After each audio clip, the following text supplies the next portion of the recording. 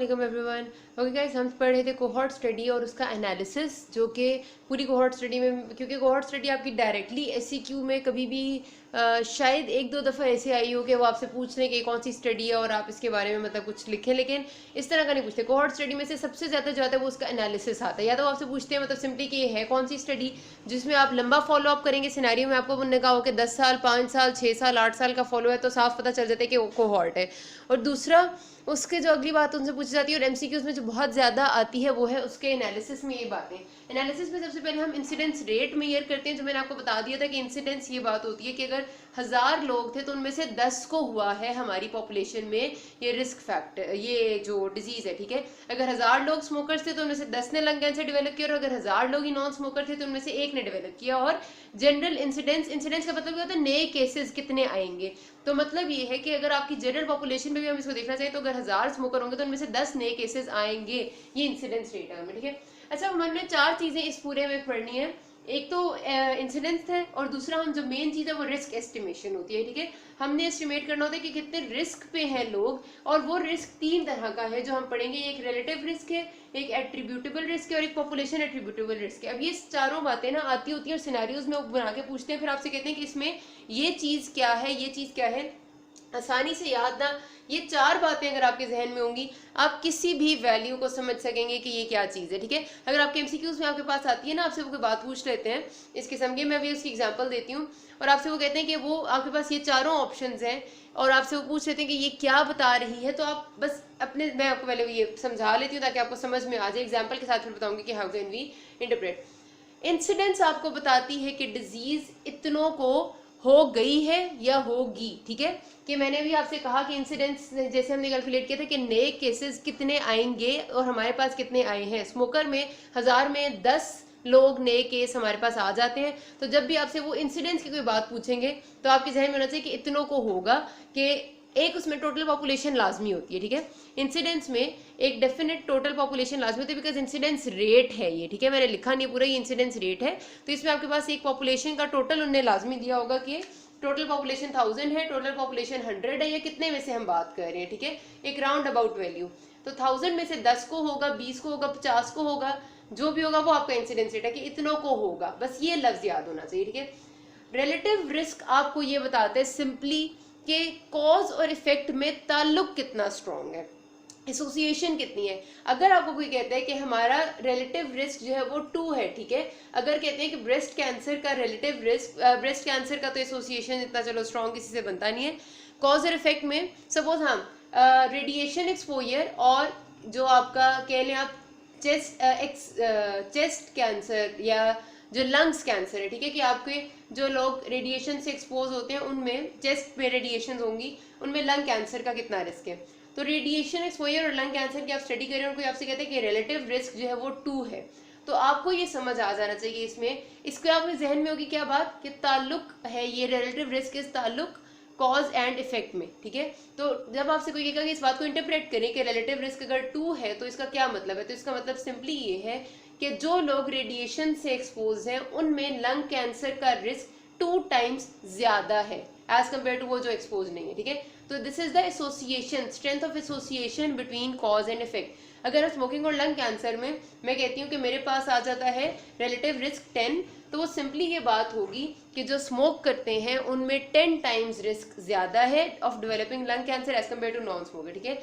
तो रिस्क ज्यादा है, या फिर उनमें कॉज का इफेक्ट के साथ ताल्लुक कितना है, ये सिंपली बात होती है। मतलब अगर आपके पास ये याद है ना कि कॉज और इफेक्ट का ताल्लुक है, ये जितना ज्यादा ये वैल्यू बढ़ती जाएगी उतना कॉज का इफेक्ट से स्ट्रॉन्ग एसोसिएशन होता जाएगा। अगर यही वाला आपका आ जाता है 1, ठीक है, रिलेटिव रिस्क 1 आ जाता है, तो याद रखना है कि 1 एसोसिएशन का मतलब ये होता है, या 1 रिलेटिव रिस्क का मतलब ये होता है कि कॉज और इफेक्ट बिल्कुल ताल्लुक नहीं रखते। क्योंकि 1 का मतलब ये है कि आपने जब डिवाइड किया इन दोनों को, भी रिलेटिव रिस्क में आपको पढ़ाऊंगी, इसमें आप दोनों इंसिडेंस को डिवाइड करते हैं, incidence rate among expose incidence rate among non expose, और दोनों अगर बराबर होंगे तो आंसर आ जाएगा 1, ठीक है।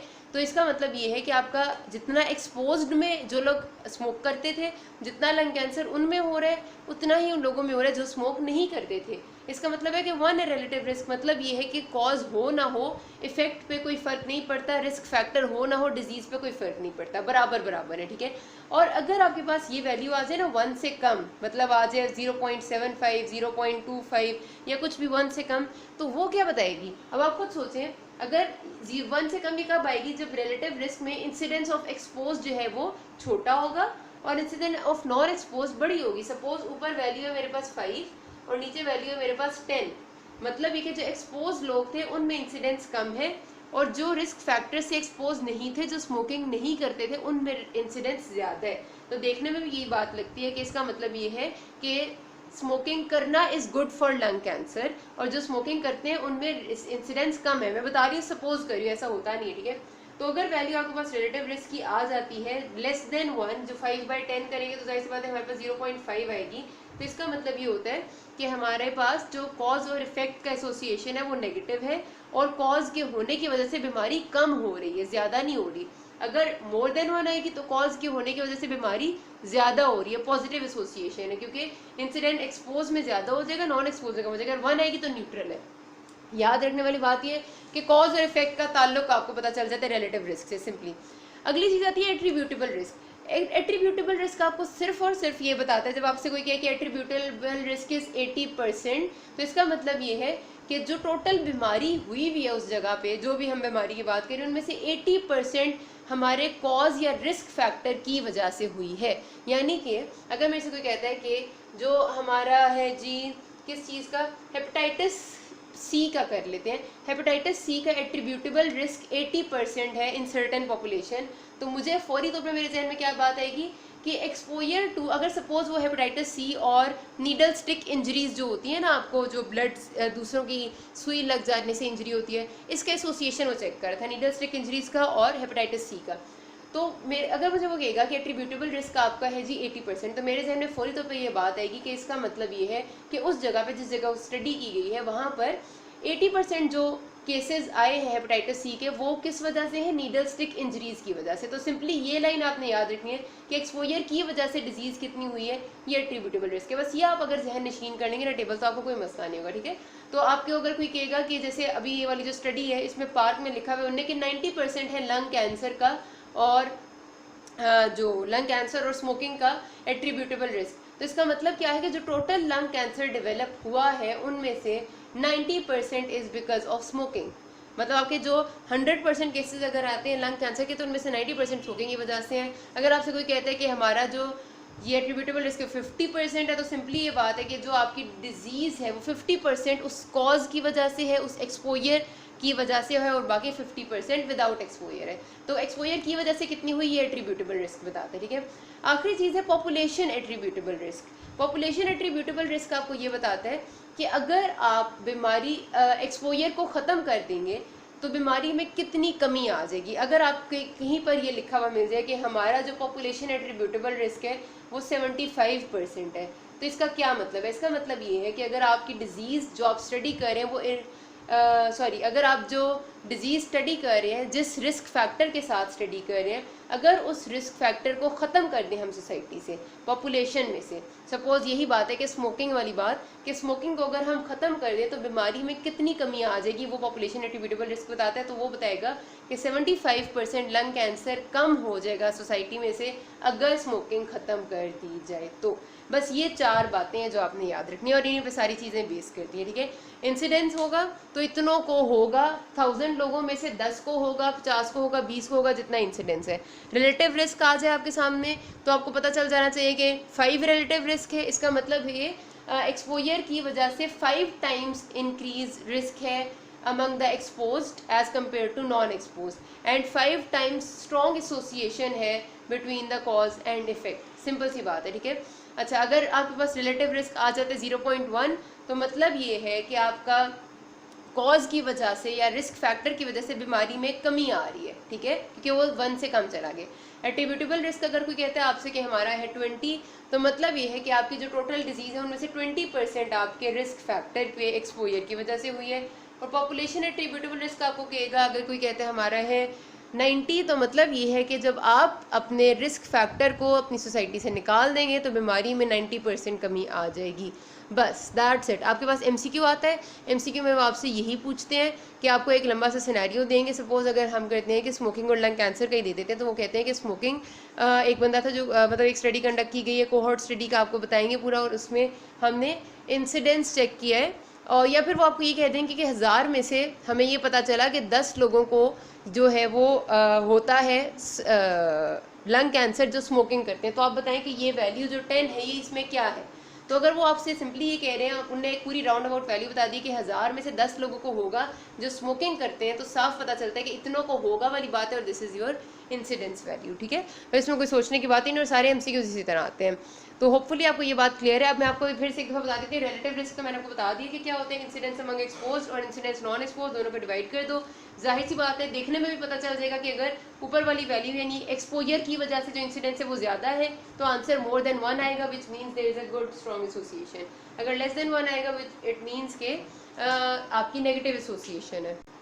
एट्रीब्यूटेबल रिस्क आपका क्या है, इसको कैलकुलेट करने का तरीका वो तो हमने बता दिया कि एक्सपोजर की वजह से बीमारी कितनी हुई है, आपका एट्रीब्यूटेबल रिस्क है। कैलकुलेट करने का तरीका ये है कि आप इंसिडेंस अमंग एक्सपोज्ड, यानी कि जो हमारा स्मोकर और लंग कैंसर वाली पिछले एग्जाम्पल में 10 आया था, minus incidence among non expose जो हमारा सपोज 1 आया है, divided by incidence among expose यानी 10 माइनस 1 9, 9 डिवाइडेड बाय 10 वैसे तो आता है आपके पास पॉइंट्स में वैल्यू, लेकिन हम हमेशा इसको मल्टीप्लाई बाय 100 करते हैं ताकि वैल्यू बड़ी आ जाए और परसेंटेज में आंसर है। तो आ जाएगा 90%। इसका मतलब ये हो जाएगा कि 90% फौरी तौर पे आपके जहन में ना ये लाइन आ जानी चाहिए। 90% का क्या मतलब हो जाएगा कि जो लंग कैंसर है वो 90% स्मोकिंग की वजह से हुआ है, बस इतनी सी बात। फिर population attributable risk, population attributable risk को हम कैलकुलेट करते हैं जो आपकी टोटल नंबर ऑफ डेथ्स होती है ना एक पॉपुलेशन में, मतलब जो टोटल डेथ्स हो रही है किसी बीमारी की वजह से, माइनस आप कर देते हैं उसमें से वो लोग जो कि नॉन एक्सपोज्ड हैं, जो फिर आप माइनस कर देंगे वो लोग जिनकी डेथ्स हो रही है लेकिन वो नॉन एक्सपोज है। ठीक है, टोटल डेथ्स लेनी है, मतलब डेथ्स इसमें टोटल में आपकी एक्सपोज नॉन एक्सपोज सबकी डेथ्स हैं, minus deaths of non expose people. ठीक है, कि जो एक्सपोज नहीं थे उनकी डेथ्स को बीच में से माइनस कर दें और डिवाइड फिर से कर दें आप टोटल डेथ्स से। अब इसमें खुद आप देख लें कि हमने ऊपर क्या किया कि हमने टोटल में से वो वाले लोग निकाल दिए जो कि नॉन एक्सपोज थे, जिनको रिस्क फैक्टर से एक्सपोजर नहीं था, उनकी मौत को हमने निकाल दिए। तो मतलब यहाँ पर सिर्फ वो वाले बचेंगे जो एक्सपोजर की वजह से मरे। तो एक्सपोजर की वजह से जो मरे उनको टोटल डेथ से जब हम डिवाइड करेंगे तो हमें पता चल जाएगा कि जो वैल्यू आएगी वो हमें बता देगी कि एक्सपोजर की वजह से कितनी बीमारी, और अगर एक्सपोजर को निकाल दिए तो बीमारी में कितनी कमी आ जाएगी। बस ये उर्दू वाली जो लाइनें मैंने लिखे ना, ये अगर याद कर लेना आपके एमसीक्यू सॉल्व हो जाएंगे। बाकी फॉर्मूला तो याद ही करना पड़ता है, कुछ भी हो जाए थोड़ा बहुत समझना ज़रूरी है लेकिन याद ही करना पड़ता है मेनली। तो यहाँ पर ये वाली बात हो जाती है ख़त्म कोहॉर्ट स्टडी की। एडवांटेजेस डिसएडवांटेजेस तो आप में कोई ऐसी मुश्किल बात नहीं है, इसमें फ़ायदे यही होते हैं कि ये आपको काफ़ी बेहतर बता देती है चीज़ों के बारे में। इससे हम रिस्क कर लेते हैं कैलकुलेट, इससे हम इंसिडेंस रेट कैलकुलेट कर लेते हैं। और नुकसान ये होता है कि इसमें बहुत एक्सपेंसिव है, टाइम टेकिंग है, लंबा फॉलोअप है, बहुत सारे लोग बीच में से निकल जाते हैं और लोगों का बिहेवियर मतलब ऐसा होता है कि आप चेंज कर लेते हैं तो वो इनकार कर दें तो हम क्या करें। फिर एथिकल इश्यूज होते हैं इसमें, तो ये सारे इसके प्रॉब्लम्स हैं। तो यहाँ पर बात खत्म होती है। एक्सपेरिमेंटल स्टडीज़ अगले पार्ट से स्टार्ट करेंगे। अभी तक कोई मसला हो you can ask me. Thank you.